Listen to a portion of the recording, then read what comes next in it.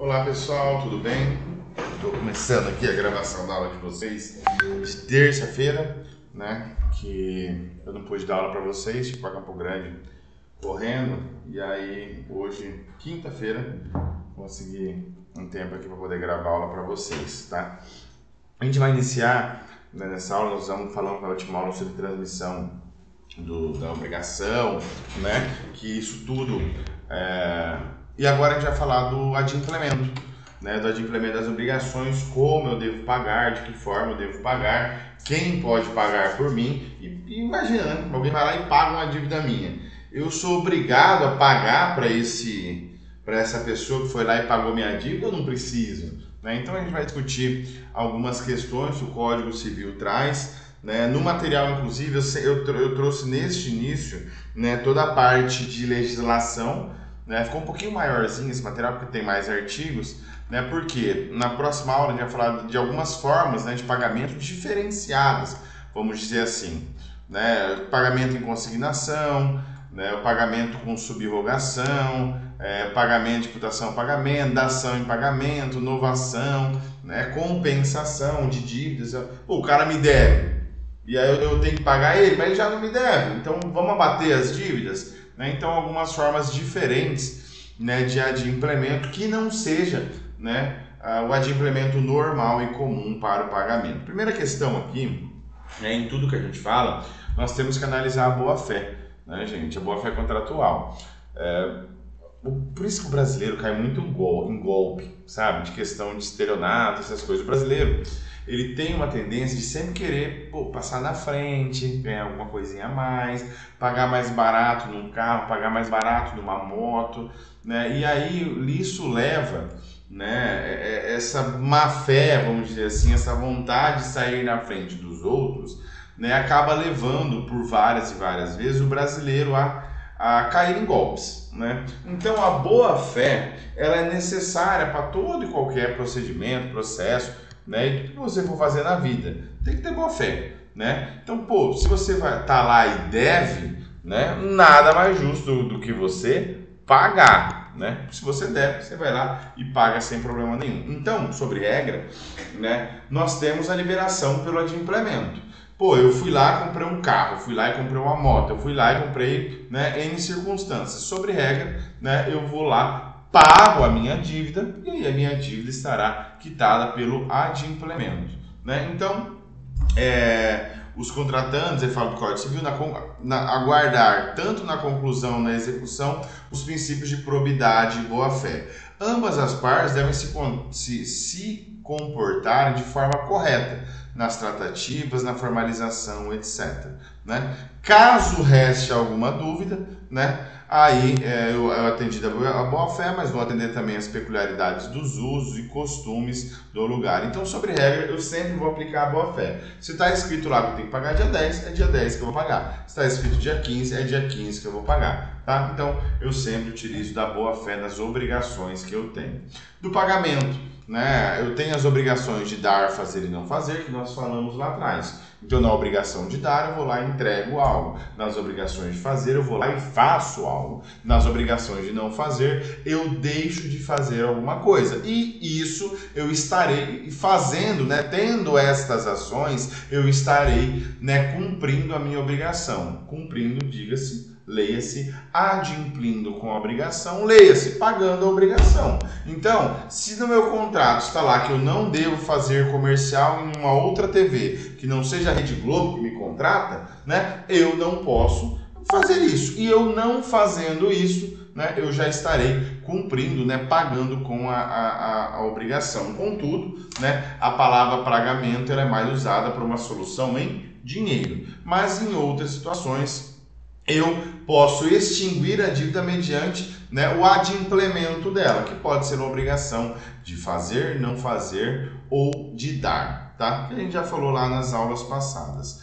Professor, para quem eu devo pagar? né? Quem deve pagar? E já falar depois de quem deve receber. Né? Eu tenho qualquer interessado na extinção de dívida pode pagá-la, usando, se o credor se opuser, dos meios conducentes à exoneração do devedor. Então, sobre regra, qualquer pessoa interessada na extinção pode pagá-la.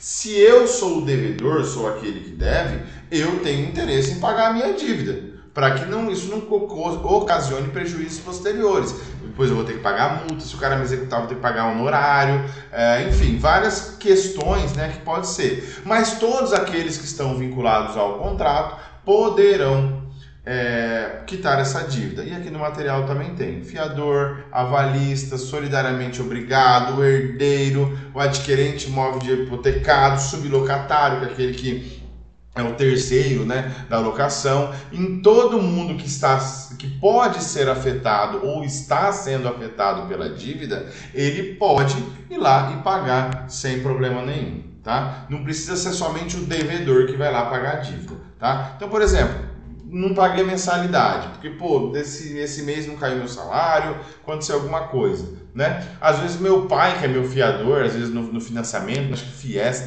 tem um fiador, algo do tipo, neste caso, o fiador vai lá e paga a sua parcela para não ter problema depois. Pode sem problema nenhum.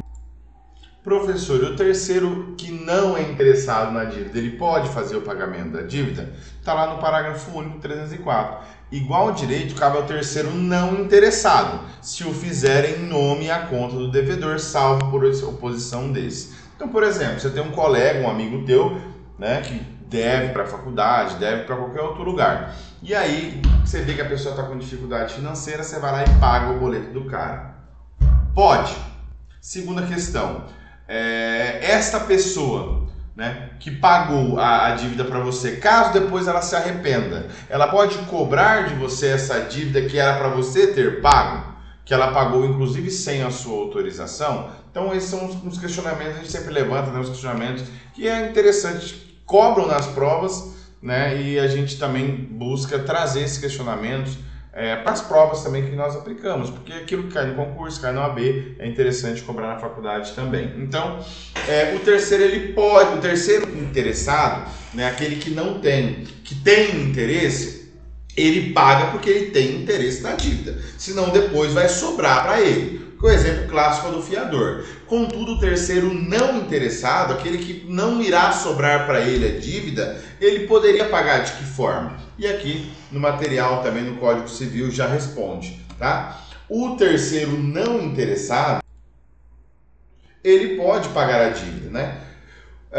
Aqui, ó, o pai, por exemplo, se for uma questão moral, é difícil, né? Falar que é fácil, não é, ninguém vai pagar a dívida dos outros, mas às vezes pode acontecer, né? O pai que paga a dívida do filho, então nessas circunstâncias podem acontecer, né? Mas não é uma regra, infelizmente, né? Chegar para pagar, alguém já pagou para você, né? Não é uma regra, mas pode acontecer. Então o credor, ele em regra, ele não vai rejeitar esse pagamento. Ele tem a dívida, a pessoa está lá e vai pagar, né, essa dívida de uma terceira pessoa. A questão é o seguinte, né, quando a gente começa a entrar nessas nuances questionativas, né, por exemplo, o 306 fala: o pagamento feito com o terceiro com desconhecimento ou oposição do devedor não obriga a reembolsar aquele que pagou, se o devedor tinha meios de lidir a ação. Então, por exemplo, eu tenho uma dívida lá, vou pagar, cara. Quando chegar no vencimento eu pago, sem problema. E aí eu descubro que um terceiro interessado, né, um ex-namorado, uma ex-namorada foi lá e pagou a dívida que, eu ia pagar quando chegasse o vencimento. Mas por quê? Porque a pessoa queria ir lá em casa me cobrar, falar que pagou a dívida, etc e tal, para voltar a ter um contato comigo. Nesse tipo de situação, se tem desconhecimento ou oposição, eu falo, cara, não vai lá pagar. Eu vou pagar quando chegar o vencimento. Eu tinha meios para elidir a ação, mas o cara foi lá e pagou no meu lugar. Nestes casos, né, não obriga, né, o credor a reembolsar aquele que pagou. Tá? Então, se a pessoa foi lá e pagou no meu nome com o meu desconhecimento ou com a minha própria oposição, fala, não vai lá pagar, e o cara foi lá e pagou, eu não sou obrigado a reembolsar, desde que eu tivesse meios aí para ele de ação. Eu falei, cara, eu vou pagar no vencimento, não vou pagar antes não. a pessoa foi lá e pagou. O credor não pode recusar o pagamento de terceiro por implicar na satisfação do seu crédito, salvo se houver uma expressa declaração proibitiva ou se a sua obrigação por natureza tiver que ser cumprida pelo devedor. Uma obrigação de fazer, por exemplo, né? Um show que eu contratei da Ivete Sangalo. Não adianta mandar uma outra pessoa. É a Ivete Sangalo que tem que ir lá e cumprir a obrigação. Então, nesses casos que a gente chama de obrigação personalíssima ou intuito personae, que é quando é a própria pessoa que tem que ir lá fazer, neste caso, o credor ele não pode, ele pode recusar o cumprimento. Quando for dinheiro, for qualquer outra situação, né, aí ele não pode recusar o pagamento de terceiro, salvo, né, se tiver uma expressa proibição via contratual, e aí eu vou lá naqueles princípios que a gente falou da boa-fé, pacta sunt servantus, pactos têm que ser cumpridos, tá? Nesses casos, aí utiliza a boa-fé. Nos casos de obrigação de fazer, obviamente o credor não é obrigado a aceitar outra.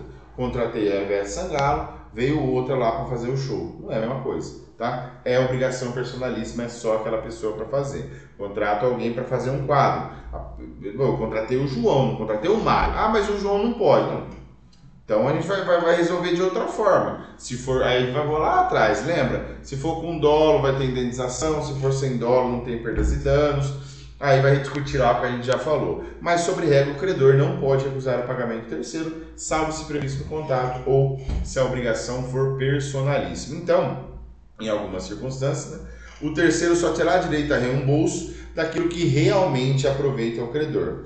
Se a dívida era de 100 mil, mas o devedor a gente chama isso das compensações, né? Tornou-se devedor de 50 mil, por exemplo, o Joãozinho me deve 50 e eu devo para ele 100. E aí eu falo, Joãozinho, quando chegar lá nos vencimentos, cara, já que você me deve 50, eu te devo 100, vamos abater e eu só te dou 50? Tá bom. Então, nesses casos, né, em que existe um aproveitamento parcial, né, do sujeito, ou seja, né, lá na frente o sujeito ia pagar os 50 mil reais, parcial, uma compensação parcial. Se o terceiro interessado pagar os 100 mil contra a vontade do devedor, ele só terá o direito de reembolso dos 50 mil, tá? O 305 fala, o terceiro não interessado que paga a dívida em seu próprio nome tem direito a reembolsar-se do que pagar, mas não subroga nos direitos do devedor. Então, duas questões aqui só para deixar mais claro. A primeira, o terceiro que paga a dívida em nome do credor, né? Então eu chego lá e falo, olha, coloca aí o nome do Pedro que está devendo que eu vou pagar. Ponto. Neste caso, eu estou pagando a dívida em nome do Pedro. Eu não tinha a obrigação de fazer isso, mas eu fui lá e fiz. Neste caso, eu não posso querer receber a dívida, porque o Pedro ia para pagar, eu fui lá e paguei em nome do Pedro. Contudo, uma segunda opção, que aqui trata aqui a segunda, que fala o quê? Caso o terceiro interessado pague a dívida em seu próprio nome, do próprio terceiro interessado, aí ele pode se subrogar nos direitos do credor, como nós falamos na aula passada, né? Então, às vezes, é comum, desde que eu notifique o sujeito e falo, a partir de agora você vai pagar para o banco, não vai mais pagar para mim. A Magazine Luiza faz muito isso, né? O cara às vezes vai lá, atrasa, eles passam a dívida para uma pessoa jurídica, para uma outra pessoa tentar executar e receber, tá? Notifico e aí vai se subrogar nos direitos, desde que o sujeito pague em seu próprio nome e não em nome do credor. Se eu pago em nome do credor, aí eu não posso me subrogar nos direitos para fazer o recebimento, tá? Do pagamento da questão de transmissão de propriedade. Às vezes acontece, né, do sujeito ele querer, né, para pagar aquele débito, fazer a transferência de uma propriedade que tem, né, que ele tem em nome dele. Só terá eficácia o pagamento que por trás da transação de propriedade quando feito por quem possa alienar o objeto em que ele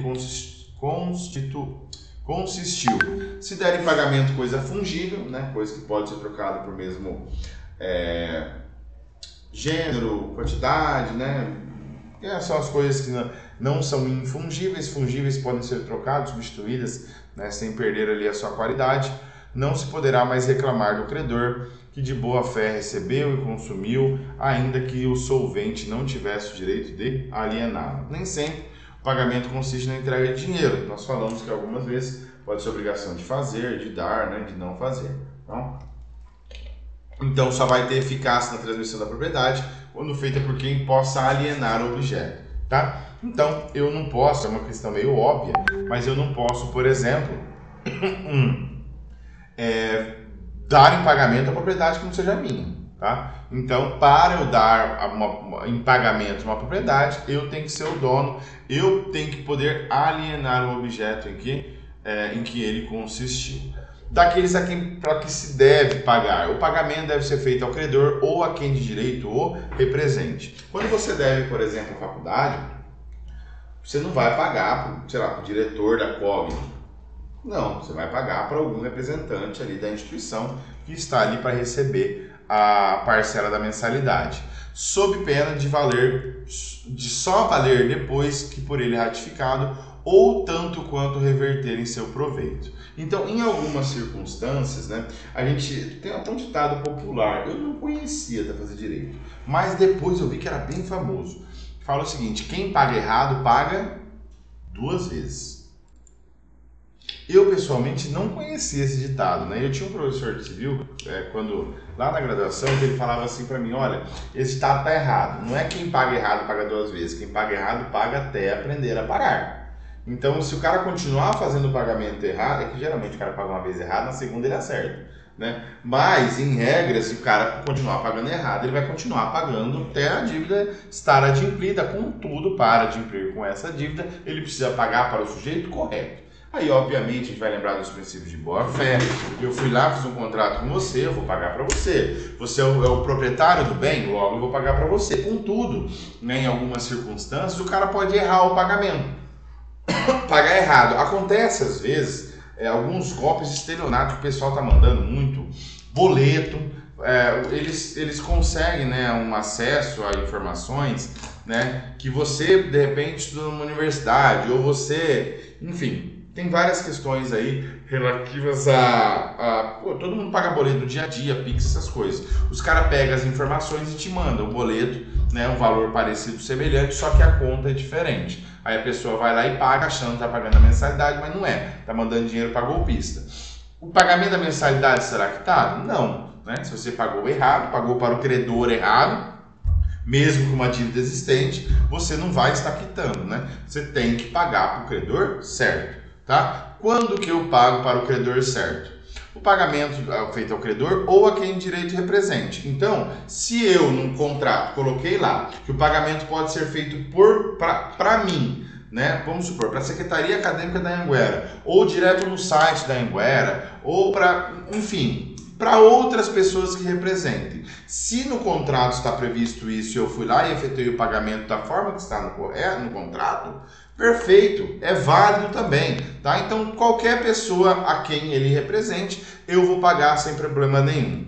E aí, quais representantes? Legal, judicial e convencional. Legal decorre da lei, pais, tutores, etc. Judicial nomeado pelo juiz, o inventariante, por exemplo, tá? Então, por exemplo, eu aluguei um apartamento lá do seu João. O seu João morre. Eu continuo pagando os aluguéis, continuo comprovando, né, pagando o contrato bonitinho. Para quem que eu pago já que o seu João morreu? Para o inventário dele, tá? Aí chega alguém e fala: não, mas eu sou filho do seu João, vim receber. Aí você fala: não, amigão, mas, né, como que eu vou pagar para você? Não tem outros herdeiros? Como é que eu... Não, paga para mim que está resolvido.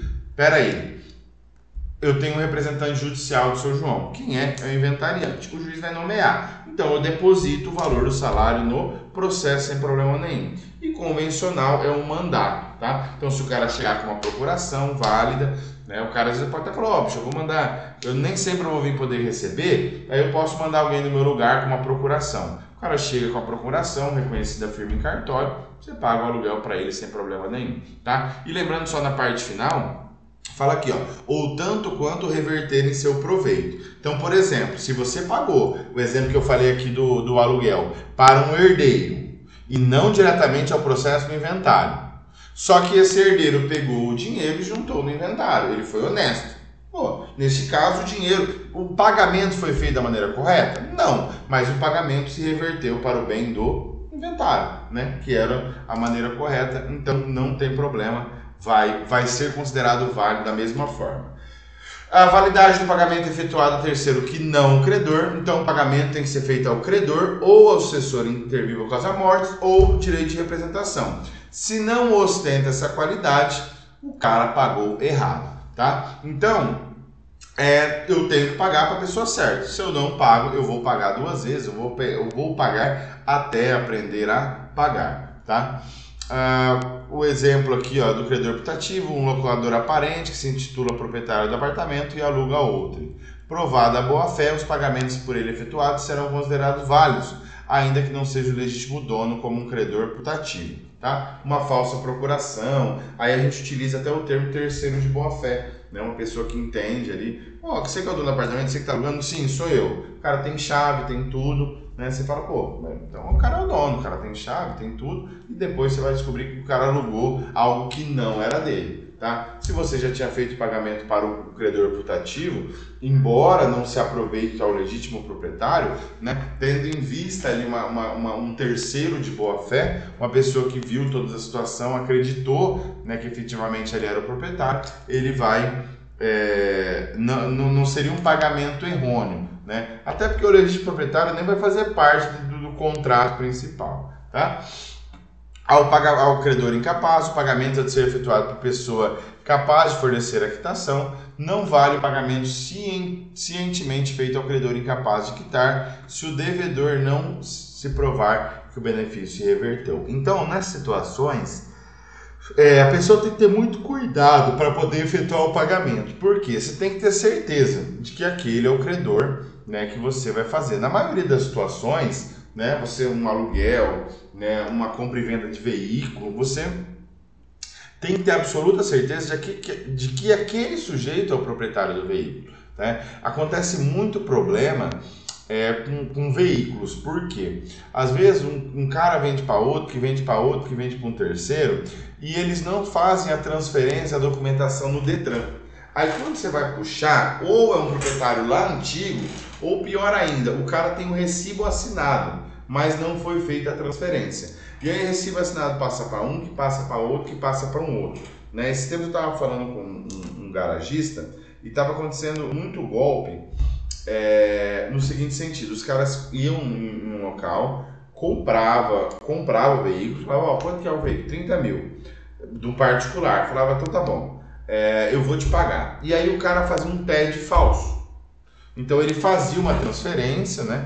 E aí mostrava o comprovante pro cara e falava, olha, bicho, eu acabei de fazer aqui, ó, o comprovante tá aqui, eu vou te mandar o comprovante, vamos lá no cartório transferir já? Aí o cara falava, não, você já fez? Aí que vai cair amanhã só. Não, se você já fez, tá bom. Aí o que o cara fazia? Ia no cartório, fazia, né, a transferência do veículo, né, assinava o recibinho ali de transferência, entregava pro cara. Aí que o cara pegava, ia com esse carro, com o recibo de transferência, ia numa garagem e já passava o carro para qualquer um garagista. Porque em tese ele tinha ali o recibo assinado e tudo mais, né? Quando ele vendia esse veículo, né, assinava lá, ele cancelava o TED. E aí o TED não iria cair na conta do sujeito. E aí aquele veículo, em tese, ele tinha o seu credor. Por quê? Porque eu tinha um recibo de transferência assinado. Então eu tinha ali um credor aparente daquele veículo, aquele que era proprietário do veículo. O cara foi lá, vendeu o veículo e pegou o dinheiro para ele. Então, aí esse primeiro proprietário, que foi quem tomou o golpe, teria que entrar, comprovar o que comprou da garagem, comprovar com um terceiro de boa-fé, e aí fica toda essa discussão, né? Por isso que o Código Civil ele é muito prioritário nessas questões. Paga se você tiver certeza de qual credor que é, senão você vai pagar duas vezes. Por quê? O dinheiro tem que chegar no credor. E eu tenho restrições do Código Civil para esse tipo de situação. Entre elas, né, do credor incapaz que a gente falou. Então, se eu percebo que o sujeito é incapaz, né, eu não tenho outra opção senão saber quem que é o credor originário, entregar para ele, etc. e tal. Então, um exemplo aqui, se o locatário pagar diretamente à pessoa privada o necessário discernimento, aluguel, e não ao seu curador, não é apenas a quitação fornecida pelo incapaz que extingue a obrigação.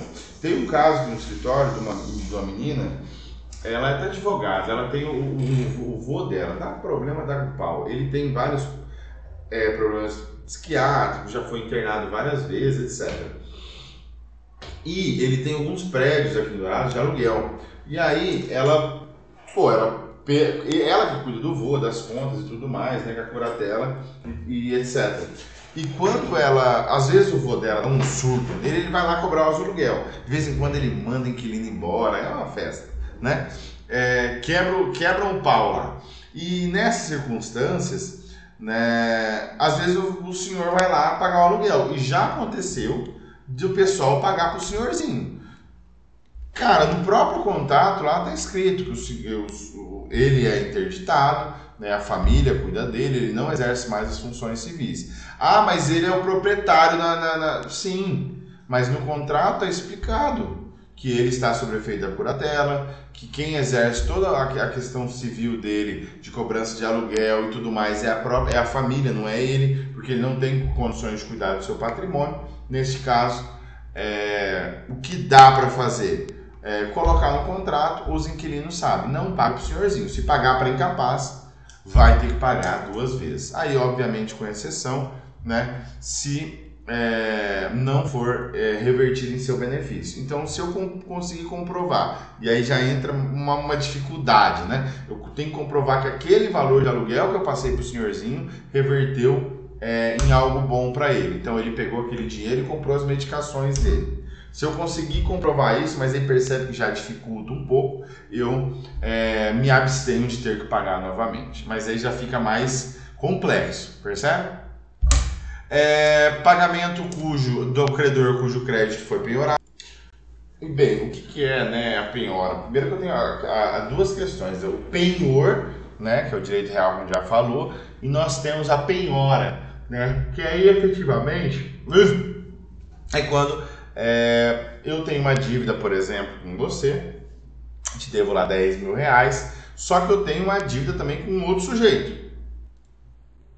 E esse outro sujeito, ele não consegue receber de jeito nenhum de mim, cara. O que ele faz? Ele tem que entrar com processo contra mim para poder receber, né, todo esse valor. É muito comum, por exemplo, inventário, né, nessas situações. Antigamente, a penhora no osso dos autos, né? Quando o processo era físico, na própria capa do processo ficava lá as penhoras que havia ali. Por quê? Porque o sujeito ele deixou algumas dívidas, né? Às vezes ele tinha patrimônio, mas ele tinha dívidas também. E para receber as dívidas, caso não consiga, né, receber por dinheiro, por valores, às vezes eu tinha que fazer a penhora daqueles bens, daqueles objetos, né, que o sujeito havia deixado em vida também. Então no 312 fala, se o devedor pagar ao credor apesar de intimado feito da penhora de crédito ou da impugnação, o pagamento não valerá contra estes, que poderão constranger o devedor a pagar de novo, ficando-lhe ressalvado o regresso contra o credor. Então, nessas hipóteses, né, mesmo sendo verdadeiro credor, o pagamento não valerá. O devedor é notificado para não pagar o credor, mas a depositar em juízo o valor devido. O pagamento não valerá contra terceiro exequente ou embargante. Então, por exemplo, se eu tenho um bem que foi penhorado, né, este bem, por exemplo, lembra que eu falei, eu te devo 10 mil e devo 20 para o outro, né? Então, às vezes, o outro entra com o processo e vai pegar um bem meu, né? Ou um objeto, né? Qualquer coisa nessas circunstâncias. Vamos supor, você me deve 10 mil e eu devo 20 para o outro. Ele sabendo que você me deve 10 mil, né? E com medo do quê? De eu receber os 10 mil e não repassar para ele pode, né, e aí nesses casos de inventário, falar assim, olha, se o sujeito tem um crédito para receber, né, e eu tô com medo que ele pegue esse crédito e não me passe, eu já vou lá direto, né, e pego aquele crédito que ele tem para receber. Então, às vezes, em algumas ações, né, que você entra, né, inventário é muito comum, o cara tem um crédito para receber, tem bens, né, para receber, e nesse caso você vai lá e penhora direto, né, no próprio crédito que ele tem, para que a pessoa, quando vá pagar, saiba que ela tem que pagar para o credor correto, né? Na maioria dos casos, junta do processo e o juiz vai destinar o valor, tá? Então, por exemplo, o cara foi lá, morreu, tem um crédito para receber, mas o cara tem uma dívida comigo. Eu vou lá, faço a penhora no rosto dos autos, né? Falo, olha, ele me deixou uma dívida de 200 mil, mas eu sei que ele tem 1 milhão para receber do governo, eu sei que ele tem 1 milhão para receber de seguro. Então, já que ele me deve 200 mil, excelência, pede para o seguro lá não pagar direto para os herdeiros não, porque senão eu corro o risco de os herdeiros não me pagarem. Então, né, para evitar essas situações, o Código Civil já elencou. Se eu for intimado, eu tenho que pagar 10 mil para você, e eu fui intimado que você deve para um outro, né? Eu já tenho um processo correndo e o magistrado mandou, né, eu juntar no processo, eu junto no processo. Se eu pagar os 10 mil para você, eu estarei pagando errado, porque eu já fui intimado que você deve para uma outra pessoa e este crédito que eu tenho que te passar já foi penhorado, tá? Então a ideia é essa. Do objeto do pagamento, né, as condições objetivas do pagamento. Não poderá existir se não houver uma dívida, para a existência de um débito correspondente, né, ao fato de consignação. Se não existir um débito, o pagamento não poderá ser extinto, etc. e tal. Então, o objeto do pagamento, ele vai depender ali, né, do que é a obrigação, mas a gente chama isso de prestação. Então, o devedor não está obrigado a dar qualquer coisa distinta do que constitui o conteúdo da obrigação. A gente já falou lá atrás, né, sobre isso. Nas obrigações fungíveis, né, e nas infungíveis, mas até mesmo nas fungíveis, né, o cara tem que receber aquilo que de fato ele contratou. O credor não é obrigado a receber outra coisa, até mesmo mais valiosa, né? Fala bem assim o artigo. Então, se eu peguei 1.000 sacos de soja, 1.000 sacos de soja, 1.000 sacas de soja, né? Não, acho que é 1.000 sacas de soja. E aí, e não sacas de arroz, tá? A gente contratou soja, é soja, não é arroz, tá? Então, mesmo que valha mais, eu não sou obrigado a aceitar, tá?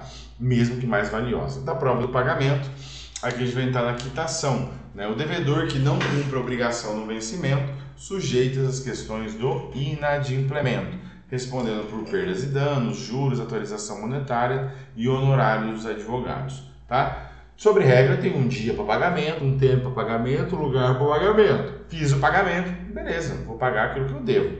Se eu perdi o prazo para esse pagamento, aí vai depender do contrato, né? Mas eu vou ter ali multa, correção monetária, honorário de advogados, tudo isso, né, já previsto ali no contrato, tá? Então, a partir do momento que está inadimplida a obrigação, tinha um dia para pagamento, o cara não pagou, o cara vai ter que arcar com esses outros prejuízos aqui, tá? Da quitação, sobre regra, né, a partir do momento que vence a obrigação, né, vence dia 10, eu tenho até o fim do dia 10 para pagar, né? Venceu a obrigação, 23 horas, posso pagar? Posso, faço um Pix e mando pro cara sem problema nenhum. Venceu a obrigação, eu pego esse dinheiro da obrigação, né, passo para o credor, que eu sei quem é o verdadeiro credor, vou lá e pago. E aí, a partir do momento que eu faço o pagamento, eu tenho direito a essa quitação. Tá? O devedor que paga tem direito à quitação regular e pode reter o pagamento enquanto não lhe seja dado. Então, na hora do pagamento, eu falo, olha, eu quero o comprovante, né, de que eu paguei, eu quero a quitação. Então, pode ser um comprovante, pode ser um documento, pode sem problema nenhum. Que a quitação vai trazer no dia tal, especificando o valor, especificando o local, especificando a data, né, que o sujeito foi lá e quitou a dívida dele, tá? Teve uma situação aqui no escritório bem interessante, porque o advogado, ele cobrou na época, isso faz muitos anos, faz uns 15, 20 anos, uns 15, 20, eu era bem novo. Ele cobrou na época ele tinha uma ação trabalhista, e aí um advogado cobrou na época 3, 5 mil reais para fazer a ação do carro. E aí eram 2 parcelas de 2.500, era algo mais ou menos nesse sentido. Ele pagou 2.500 na entrada, no fim do processo o cara ia pagar os outros 2.500 para advogar para ele na ação trabalhista. Beleza, ele pagou 2.500, terminou o processo, 2.500, acabou entrando num acordo, né, resolveram a questão. E o advogado na época pegou o recibo e estava lá, recebo e dou quitação. No último recibo, porque assim, eram 5.000, 2.500 e os últimos 2.500. Nos últimos 2.500, o advogado escreveu lá, recebo e dou quitação. Ponto. Aí o que aconteceu? Quando esse senhorzinho, né, que tinha feito o acordo, tinha pago tudo bonitinho, ele morreu. E ele pagou 5.000 para o advogado. Só que quando o velho morreu, né, aquele faleceu já tem uns 10 anos. Até hoje o inventário dele tá enrolado, divórcio, tá uma enrolação desgraçada. Já faz mais de 10 anos que ele morreu. Mas isso na época, o advogado entrou com uma ação contra o espólio, né, que é o conjunto de bens que o senhor havia deixado, e exigindo falando que o senhorzinho não tinha pago a integralidade do débito. Por quê? Porque a tabela da OAB falava que a ação trabalhista era 7, 8 mil reais e faltou o pagamento de 3 mil reais. Na malandragem, sacanagem, né? Mas, gente, tem advogado bom, advogado ruim, juiz bom, juiz ruim, promotor bom, promotor ruim, policial bom, policial. Tudo na vida você tem profissionais bons e ruins. O cara entrou, esperou. Quando o velho morreu, ele entrou com a ação, pedindo o restante do dinheiro, porque a tabela da OAB falava 10, acho que era 8, 10 mil reais, e ele tinha cobrado 5, ele tinha cobrado menos da tabela da OAB, né? Mas ele não falou que ele cobrou 5, ele falou que ele cobrou o preço da OAB e o velho deixou de pagar. Bom. E aí quando aí a gente pegou o processo, né? Na época, eu acho que nem na graduação, eu tava na graduação, e aí a viúva encontrou o recibo que o advogado tinha dado pro ex-esposo dela que tinha falecido. E no recibo estava escrito assim, recebo 2.500 e dou quitação. Ponto. O juiz baseou naquele recibinho para poder julgar extinto o mérito, né? Contrário ao que o advogado estava pedindo. Nossa, estou me controlando falando o nome, porque quase escapou umas 2 vezes. Mas o cara acabou perdendo o processo. Por quê? Porque no segundo recibo que ele deu, ele escreveu lá, recebo e dou quitação. A partir do momento que você recebe e dá a quitação daquela dívida, né, você não pode posteriormente, né, querer cobrar aquela dívida novamente. A partir do momento que você dá a quitação daquela dívida, acabou, tá? Então, por exemplo, quando você vai comprar um carro, você vai lá e paga o carro, você já vai receber a quitação daquele veículo. Então, é um direito de quem paga receber essa quitação. E aí, o sujeito guarda essa quitação, né? Valor da dívida, nome do devedor, ou quem pagou, tempo, lugar do pagamento, assinatura ou do representante. Então, a quitação é um documento, né, que ele vai me dar a segurança jurídica de que aquela dívida foi paga, tá? Presunções de pagamento, às vezes o cara, né, não guardou. Se o cara tem a quitação, beleza, não tem problema nenhum. Mas em algumas circunstâncias, né, às vezes nem são presunções de que a dívida está quitada. Quais situações? Né? Aqui, ó, quando a dívida é representada por um título de crédito, esse se encontra na posse do devedor, um cheque, por exemplo, uma nota provisória, isso são títulos de crédito, né? Quando eu tenho um cheque, por exemplo, para receber, o cara, às vezes acontece, né, de passar esse cheque, endossar o cheque, vocês vão ver lá em direito comercial, acho que mais para frente, vocês não tiveram ainda não, mas vocês vão ver lá na frente. Então, quando eu tenho um cheque em mãos ou uma nota promissória, quando o cara me paga, né, aquela nota promissória, eu devolvo a nota promissória para ele e ele rasga aquela nota promissória. Então, esses títulos de crédito, né, eles são pagáveis a quem é o portador, tá? E isso, obviamente, sob regra. A gente vai ver que tem algumas exceções, vocês vão ver lá em direito comercial, na verdade. O cheque pode ser sustado, né, por desacordo comercial, ou às vezes foi furtado o cheque. Então, nessas circunstâncias, né, lá em direito comercial, vocês vão averiguar, né, essas questões de furto, de roubo nos cheques, como se dará o pagamento, etc. e tal. Mas é uma presunção de quitação. Não significa que a dívida está quitada. Na maioria dos casos, 99% dos casos, estará quitado, mas, né, fica esse 1% em caso de furto, de roubo, etc e tal. O sujeito vai comprovar se é terceiro de boa fé, se não é, tá? Enfim, várias questões. Quando o pagamento é feito em códigos sucessivas, existindo a quitação da última. Então, se eu chegar lá para pagar a mensalidade da faculdade e eu quiser pagar do quinto ano, do quinto ano, da última parcela lá, a faculdade vai receber? Não, você tem que ir pagando mês a mês, né, para chegar. Se você quiser pagar por semestre inteiro, você pode. Mas se você parcela, né, o semestre por mês, quando chegar, você vai pagar mês a mês até chegar na última parcela.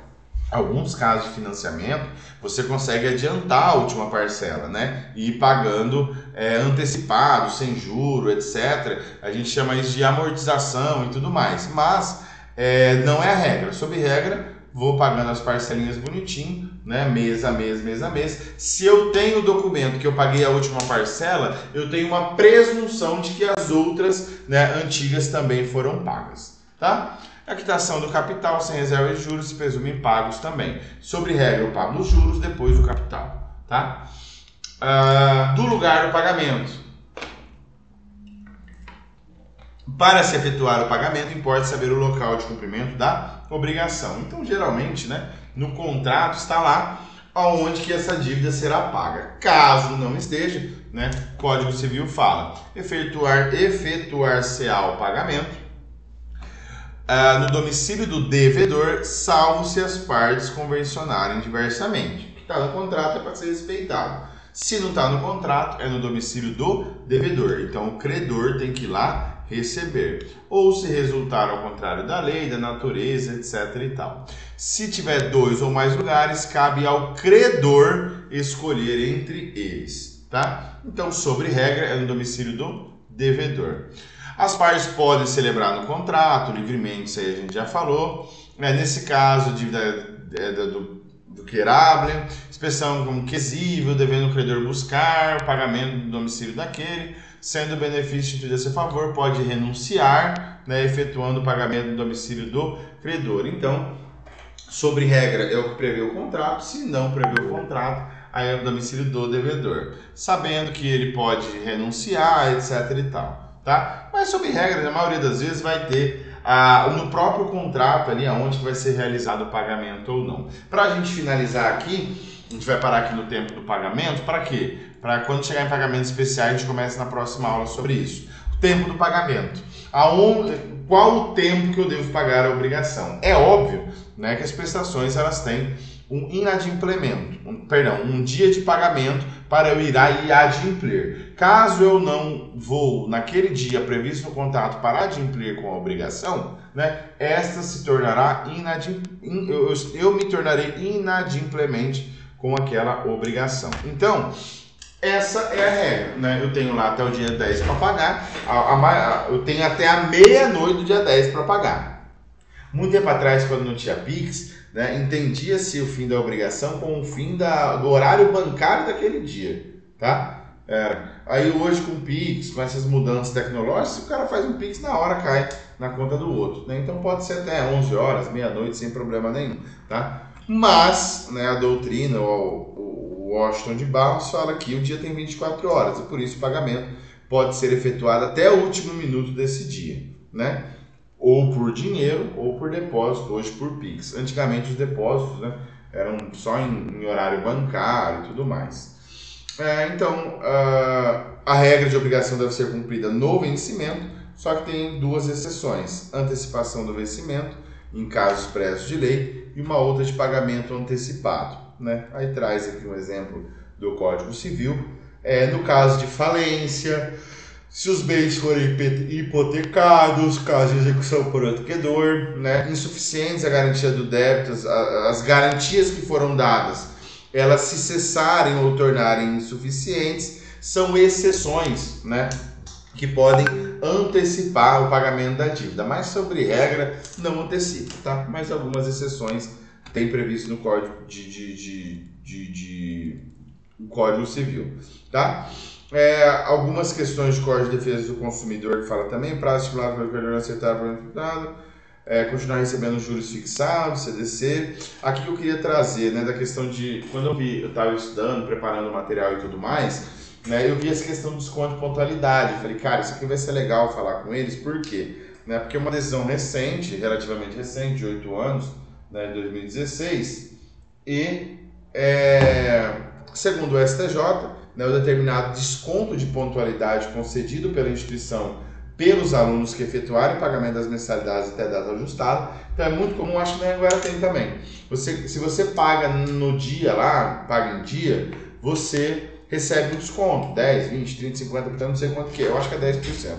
Mas se você paga no dia ajustado, você ganha uma pontualidade, um desconto de pontualidade. E isso, né, o STJ não configurou como uma prática comercial abusiva. Os recursos educacionais são devidamente contratados mediante pagamento de uma anualidade, né? Tem algumas faculdades que trabalham com semestres, né? Tem algumas por ano. Definido e aceito pelas partes, diluído em prestações nominais e taxa de matrícula. E os contratantes, com esteio na autonomia privada, ajustam entre si caso haja pagamento tempestivo, o adquirente faz jus a um desconto, o que a só tempo facilita e estimula o cumprimento voluntário.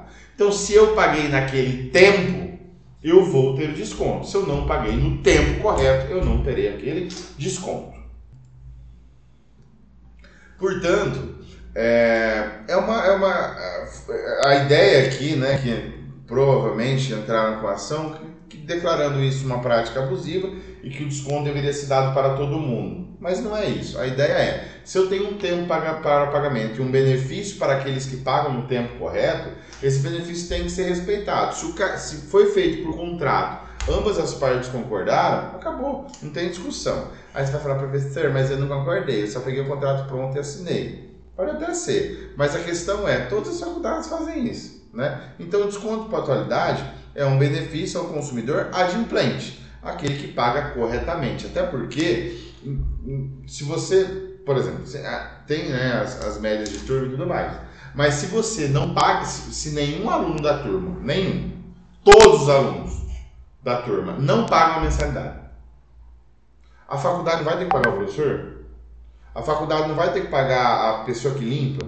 A faculdade não vai ter que pagar a energia, a água do mesmo jeito daquele mês? Então, a faculdade incentiva para que as pessoas paguem em dia. Aqueles que não pagam no tempo correto terão essas multas, né? E também a perda desse desconto de pontualidade. Então, na época, né, o STJ entendeu que não exclui, né, a possibilidade de se estipular essa sanção premial pelo adimplemento, pois são impostos diferentes. Então, afasta a penalidade em bis in idem. Se o cara não pagar no dia correto, perde o desconto de pontualidade e ainda, né, tem a pena de multa ali prevista no contrato, né, juros, se precisar entrar com ação honorária de advogado, tudo mais para poder, por conta, né, das obrigações contratuais que nós fazemos. Aí você fala, pô, será injusto? Pode até ser, mas por que o STJ declarou isso, né? E é só pensar na prática. Foi igual eu falei, se a turma inteira falar, não vou pagar mensalidade esse mês, a faculdade vai ter as mesmas despesas com o professor que deu aula, com a menina que limpa, com energia, se quebrar o retroprojetor vai ter que trocar. Então, por conta dessa série, né, de questões que a faculdade vai ter que sanar de qualquer forma, né, ela assume esse risco e, portanto, não configura bis in idem, né, declarar a multa e também a perda de desconto de pontualidade. Beleza? Na próxima aula, dia 29, aí a gente vai falar dos pagamentos especiais, né? Pagamento em consignação, vamos falar dos levançamentos de depósito, subrogação, alguns efeitos, imputação ao pagamento, né? Vamos terminar o material do adimplemento e da extinção das obrigações, até porque, né, nós temos, acho que tem deixa eu só ver, eu acho que tem um feriado. Eu estava conferindo o calendário acadêmico. Não tem feriado, mas as nossas provas aqui, ó, são do dia 19 ao dia 22, né? Hoje é agora a aula do dia 22, a gente vai ter aula do dia 29, temos a aula do dia 5 e do dia 12, né? E aí dia 19 é a nossa prova. Sempre uma aula antes a gente faz a revisão, né? Dia 29 agora vai ser a nossa última aula, né? Porque dia 5 nós fazemos aquela atividade, né, de revisão para corrigir, para valer a pontuação, e dia 12 nós corrigimos essa atividade fazendo a revisão de prova. Dia 19 nós teremos a nossa prova, tá? Para aqueles que forem fazer segunda chamada, lá em dezembro, do dia 2 ao dia 4, tá? Exame final do dia 9 ao dia 11, tá? De dezembro. Tá? E provavelmente também aqui no final de novembro, começo de dezembro, vão ter também os TCCs, tá? Então os alunos que vai sair a grade de TCC, essas turmas que estão formando agora são turmas menores, né? Porque são turmas de pandemia, mas eu creio que deve ter, sempre ter uns 10, 15, até uns 20 alunos formando, né? Então, aqueles que quiserem assistir, aí a gente vai divulgar depois as datas, beleza? Bons estudos, o material ele está disponível também no AVA para vocês, tá? Quem quiser complementar, tem jurisprudência, tem os próprios Pablo Stouze, né? o Carlos Roberto, eu não sei o histórico dele, acho que está em casa, mas olha esse daqui, ó. Esse daqui eu comprei, acho que... não, esse aqui é o 2022, é o parte geral. Mas, que eu ministrei, inclusive, aula para alguns de vocês, depois eu enfio ele. Tem o livro do Carlos Roberto, Pablo Stouze, para quem quiser se aprofundar. Mas, honestamente, para os concursos, né, para a prova, utilizando material, assim, lógico, magistratura, né, esses concursos mais exigentes, aí sim, tem que se aprofundar um pouquinho mais em praticamente todas as matérias da faculdade. Beleza? Bons estudos, precisamos tomar à disposição. Um abraço. Até semana que vem.